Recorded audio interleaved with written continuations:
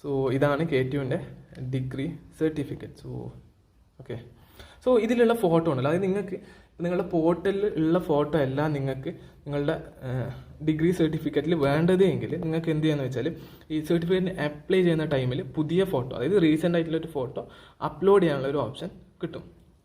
So വേണമെങ്കിൽ മാറ്റാം, photo change ചെയ്യാം. പിന്നെ ഇതിൽ ഈ ഒരു സർട്ടിഫിക്കറ്റിൽ ഉള്ള കാര്യങ്ങൾ എന്തൊക്കെയാണെന്ന് വെച്ചാൽ ലൈക്ക് നിങ്ങളുടെ നെയിം, അതുപോലെ തന്നെ നിങ്ങൾ പാസ് ഔട്ടായ ഇയർ, പിന്നെ ഏത് ഡേറ്റിലാണ് ഈ ഒരു സർട്ടിഫിക്കറ്റ് ഇഷ്യൂ ചെയ്തിട്ടുള്ളത്, അതുപോലെ തന്നെ നിങ്ങളുടെ രജിസ്റ്റർ നമ്പറും നിങ്ങൾക്ക് കിട്ടിയിട്ടുള്ള ക്യൂമുലേറ്റീവ് ഗ്രേഡ്, അതായത് നിങ്ങൾക്ക് ഓരോ സെമിസ്റ്ററിലും കിട്ടുന്ന SGPAയുടെ ഒരു ക്യൂമുലേറ്റീവ് സ്കോർ, അതിൻ്റെ അടുത്ത് തന്നെ അതിന് കറസ്പോണ്ടിങ് ആയിട്ടുള്ള ഒരു നോട്ടേഷൻ കൊടുത്തിട്ടുണ്ട്, അതായത് ഫസ്റ്റ് ക്ലാസ് വിത്ത് ഡിസ്റ്റിങ്ഷൻ എന്ന് പറഞ്ഞിട്ട്. സോ നിങ്ങൾക്കിപ്പം 8.0 അബവ് ആണ് കിട്ടുന്നത് എങ്കിൽ, ഫൈനൽ CGPA കിട്ടുന്നത്